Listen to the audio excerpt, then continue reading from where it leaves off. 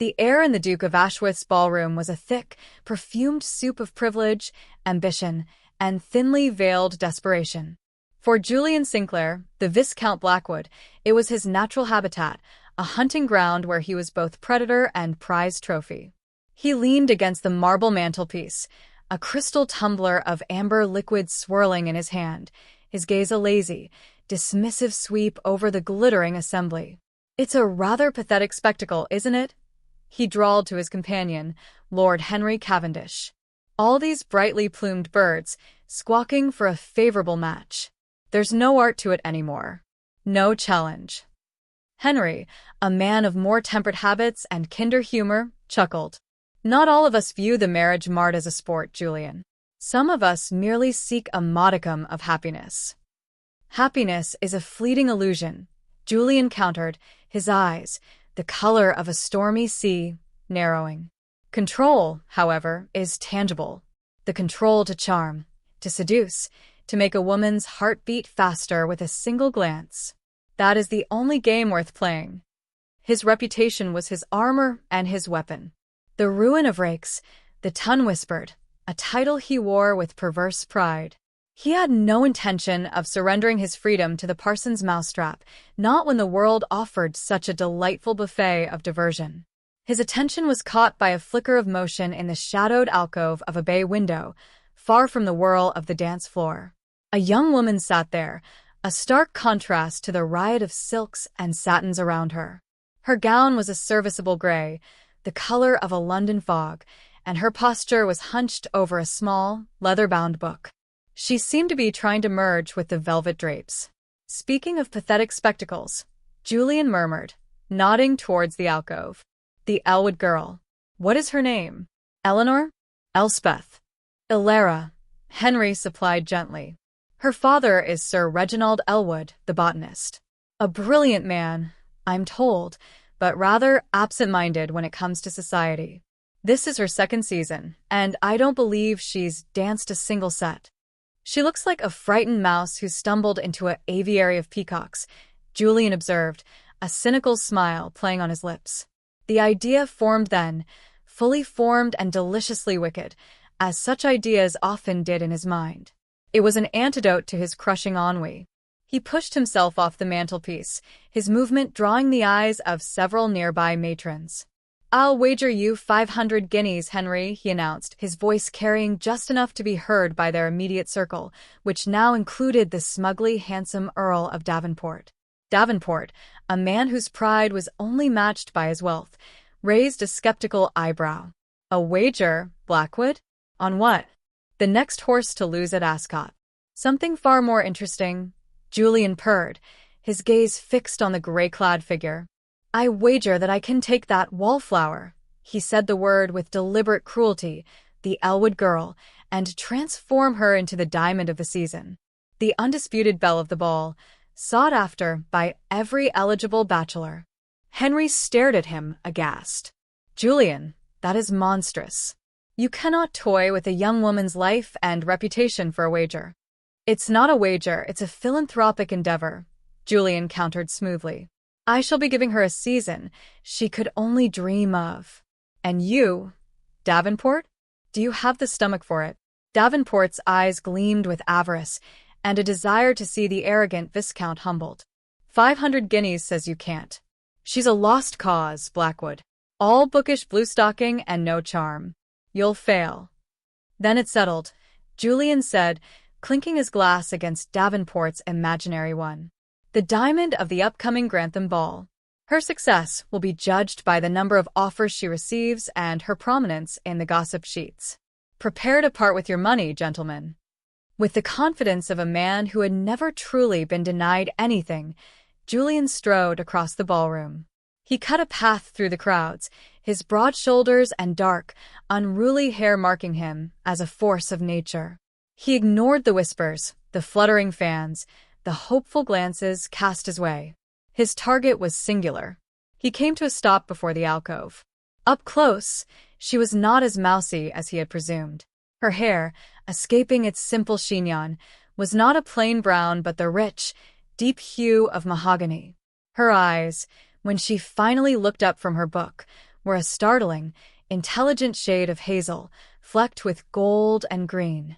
They held no fear, only a cool, assessing curiosity that unnerved him. "Miss Elwood," he said, executing a flawless bow. "I am Viscount Blackwood. I find myself in desperate need of a partner for this next dance. Would you do me the honor?" She did not blush, nor simper, nor drop her book in shock. She simply closed it, her finger marking her place, and regarded him as if he were a newly discovered species of insect. "The honor would be all yours, my lord," she replied, her voice low and melodious, devoid of the nervous tremor he had expected.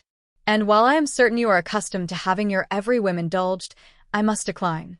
I find the minuet to be a tedious exercise in orchestrated posturing, and I am at a particularly fascinating chapter on the symbiotic relationship between certain orchids and their pollinating moths."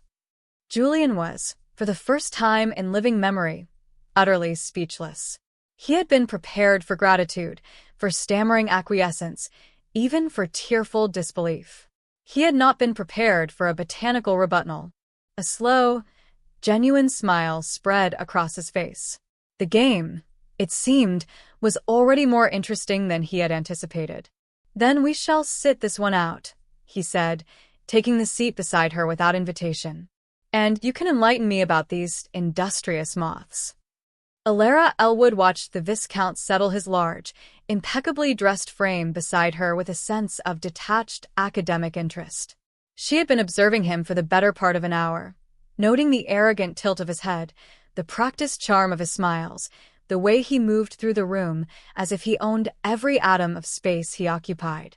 She had also seen the moment his gaze had landed on her, the flicker of an idea, the subsequent wager with his friends.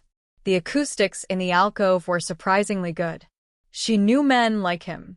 They were the human equivalent of the Rafflesia arnoldii, the corpse flower, spectacular to behold, drawing all attention, but ultimately hollow and foul at their core. Her father had taught her to classify and understand, and Lord Blackwood was a specimen she had already categorized. "Orchids," she began, reopening her book, "are often masters of deception. They mimic the appearance and scent of female insects to lure the males into pseudo-copulation, thereby ensuring their pollen is transferred. It is a ruthless, if effective, strategy for survival." Julian's stormy eyes widened a fraction, a spark of genuine amusement igniting within them. "Are you comparing me to a desperate orchid, Miss Elwood?" "I am merely stating a biological fact, my lord," she said serenely. "Though if you find the analogy fitting, who am I to argue?" He laughed, a rich, unexpected sound that drew more glances their way. "You are not what I expected. And what did you expect? A trembling, grateful creature, overwhelmed by your condescension." She met his gaze squarely. "I saw you make your wager, Lord Blackwood. 500 guineas, was it? On your ability to gild a lily, or in this case, a weed." The shock on his face was profoundly satisfying. It was the look of a man whose chess opponent had just revealed they knew all his opening moves. He recovered quickly, his rakish mask slipping back into place, but the fissure had been shown. "A weed is merely a plant whose virtues have not yet been discovered," he parried, his voice a low, intimate murmur designed to fluster. It did not fluster her, it only confirmed her hypothesis. "Or one that has learned to thrive in hostile environments," she countered. "Why me? There are a dozen other wallflowers here tonight with better prospects and more malleable dispositions." "Because the challenge was to transform the most unlikely candidate," he said, deciding that honesty, or a version of it, was his best strategy. "And you, Miss Elwood, are undoubtedly the most unlikely. You are also, I am beginning to suspect, the most fascinating." "You seek to study me," she stated, "to document your experiment in social alchemy." "I seek to offer you an opportunity," he corrected, "a chance to experience the season as it should be experienced. The finest gowns, the most sought-after invitations, the admiration of the entire ton. All I ask in return is your cooperation." Elara looked down at her sensible gray dress, then at the glittering ballroom, a world that had consistently rejected her for her love of books and her lack of coquetry. A part of her, the part that was still a young woman who had read too many novels, was tempted. What would it be like to be at the center of that world, even for a short time? And more importantly, what could she learn about the nature of this particular rake? It was a unique research opportunity. "Very well, my lord," she said, her decision made. "I accept your proposal, but on my terms." Julian raised an eyebrow. "Your terms?" Yes. "You may provide the wardrobe and the access. But the transformation, as you call it, will be guided by my observations. I will not simper. I will not pretend to be a simpering fool, and I will not compromise my intelligence for the sake of your wager. If you wish to make me a diamond, you will have to do it with my mind intact." The Viscount of Blackwood, who was used to issuing commands, not receiving them, felt a thrill of something entirely new: respect. He extended his hand, not for a dance, but as a gentleman sealing a business agreement. "Miss Elwood," he said, a slow, genuine smile touching his lips for the first time that evening. "You have yourself a deal." The following week saw a quiet revolution in the Elwood household on a modest London square. Packages from the most exclusive modistes in Bond Street began to arrive, containing gowns of silk and gossamer, not in drab grays and browns, but in shades of dawn blue, emerald green, and a deep claret that made Elara's skin glow. A famed French coiffeuse arrived to tame her mahogany hair into elegant, yet not overly intricate, styles that suited her strong features. Julian was a surprisingly meticulous tutor. He schooled her not in the art of false flattery, but in the power of confident silence, the impact of a direct gaze, and the subtle language of the fan and the posture. He taught her to dance with a natural grace that felt less like posturing and more like a joyful expression of rhythm. But Elara was the true architect of her own change. She did not become someone else. She became a polished, society-ready version of herself. She listened more than she spoke, and when she did speak, it was not of the weather, but of a recent scientific discovery or a clever observation about human nature, delivered with a wit that was sharp but never cruel. Men who had once looked through her now found themselves lingering in conversation, disarmed by her intelligence and her startling lack of artifice. At the Havisham soirée, she captivated a circle of gentlemen by comparing the political landscape to the ecosystem of a rainforest. At the Ridley Musicale, she declined to perform, stating she was a better appreciator than a practitioner, a move that sparked more interest than a mediocre performance ever could. Julian watched her progress with a growing, unsettling sense of pride and confusion. The wager, which had begun as a cynical game, was becoming something else entirely. He found himself looking forward to their sessions, not for the opportunity to mold her, but for the sharp, unpredictable conversation that followed. She challenged him, debated with him, and saw through his rakish facade with an unnerving clarity. One afternoon, in the library of his Mayfair mansion, she was examining his collection of books on ornithology. "Your methodology is flawed, my lord," she said, pulling a heavy volume from the shelf. "Julian," he corrected softly. "I think we are beyond titles, don't you? And what methodology is that?" "Your approach to courtship," she said, turning to face him. The afternoon sun caught the gold flecks in her eyes. "You operate on the principle of overwhelming force. Extravagant compliments, intense focus, the sheer power of your presence. It's like using a cannon to hunt a pheasant. Effective, but lacking in finesse. A true naturalist understands patience, observation, and the specific bait required for his specific quarry." He walked towards her, stopping mere inches away. The air crackled between them. "And what bait would you recommend, Miss Elwood? For a man who wishes to catch something real?" His voice was low, stripped of its usual mockery. Elara's breath hitched. This was not part of the script. This was not the rake. This was the man. "Sincerity," she whispered, her own heart pounding a frantic rhythm against her ribs. "I believe that would be the rarest and most effective bait of all." He leaned closer, and for a dizzying moment, she thought he would kiss her. The door to the library opened. "Blackwood, I heard the most outrageous."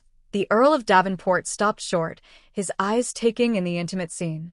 A slow, Smug smile spread across his face. Ah, I see the experiment is progressing. Do carry on. Don't let me interrupt your tutelage. The moment shattered. Julian stepped back, his mask of careless indifference slamming back into place. Just ensuring my investment is ready for the Grantham Ball, Davenport. As the Earl left, laughing, Elara felt a cold knot tighten in her stomach. She was the experiment, the investment. She had known it all along, of course, but hearing it stated so baldly, after a moment that had felt so startlingly genuine, was a pain sharper than any she had anticipated. The Grantham Ball was the pinnacle of the season.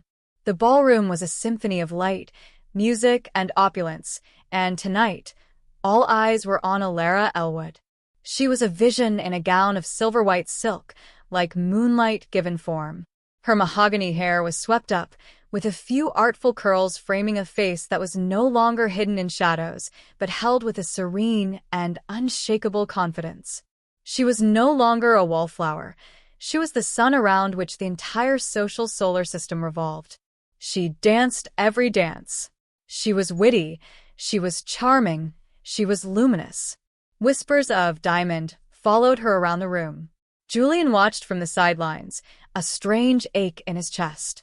He had won. He saw it in the defeated, furious look on Davenport's face. The 500 guineas were his. But the victory felt like ashes.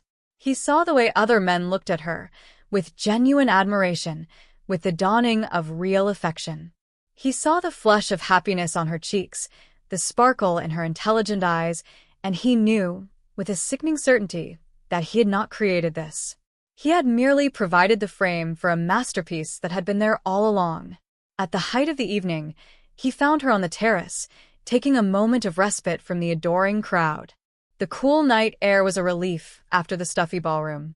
"You've done it," she said, her voice soft. She didn't look at him. "You've won your wager. I am, according to Lady Cooper, the undisputed diamond. You should be celebrating." "It doesn't feel like a victory," he admitted, coming to stand beside her at the balustrade. why? "Because it was too easy," she asked, a hint of her old defiance returning. "No," he said, turning to face her. "Because it was a lie. All of it. The wager.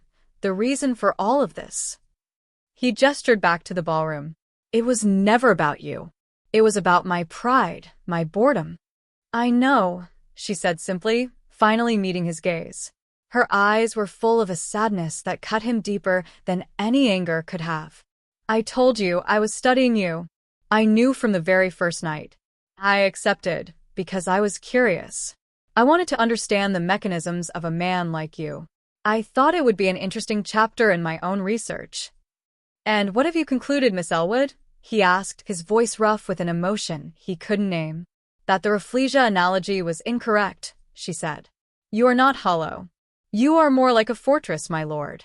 All imposing walls and formidable defenses, designed to keep everyone out, so no one ever discovers that the treasure inside is not gold or jewels, but something far more fragile." Her words undid him. They saw too much, knew too much. Before he could think, he closed the distance between them. "Elara," he breathed, and this time, he did not stop himself. He captured her lips with his in a kiss that was not part of a game, not a tactic in a seduction, but a raw, desperate confession. For a glorious, heart-stopping moment, she kissed him back. It was everything he didn't know he was searching for: fire and intellect, passion and peace. Then, she pulled away, her hand coming to her lips as if burned. "This," she whispered, her voice trembling, "this is just another part of the game for you. The final, masterful stroke." "It isn't," he pleaded, his usual eloquence deserting him. "Elara, what began as a wager has become the most real thing in my life. I love you." The words hung in the air between them, stark and terrifying. She looked at him, her eyes shimmering with unshed tears. "You love the creation," she corrected, her voice breaking. "The diamond you crafted. You don't love the bookish, defiant botanist's daughter who is studying you all along. Goodbye, Julian. The wager is over. You have your victory. Now I must go and find mine." And with that, she turned and walked away, leaving him alone on the terrace with the taste of her kiss and the crushing weight of his own folly. The weeks that followed were a special kind of hell for Julian Sinclair. He was richer by 500 guineas, but he felt bankrupt. Society celebrated his triumph, but the praise was a mockery. He saw Elara everywhere, at the park, at the opera, always surrounded by a crowd of admirers, including several who were known to be honorable men with serious intentions. She was a success. She was free of him, and the sight of it was torture. He tried to revert to his old ways. He attended parties, drank too much, flirted with willing widows. But it was all empty. The charm felt like a costume that no longer fit. The laughter of other women sounded shrill and false compared to Elara's low, thoughtful voice. He was haunted by her words.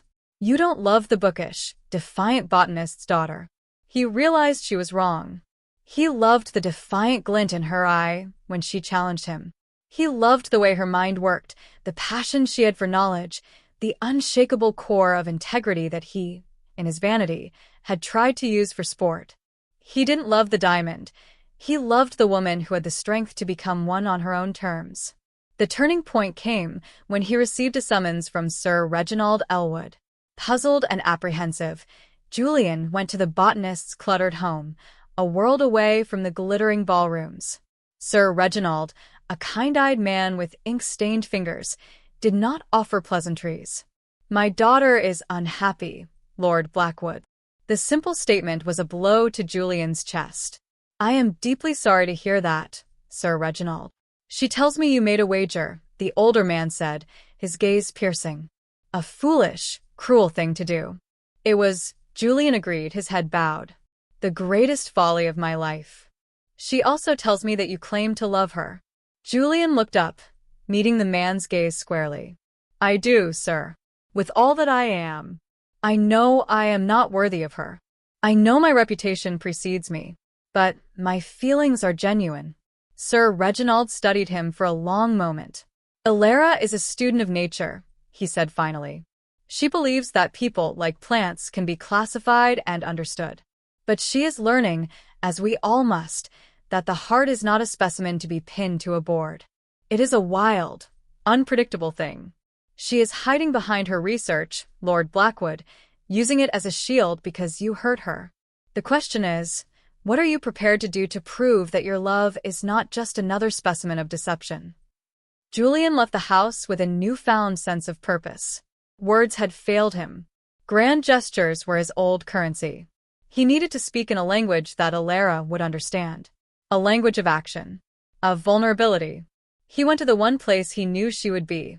The lecture hall of the Royal Society, where her father was giving a talk on tropical flora.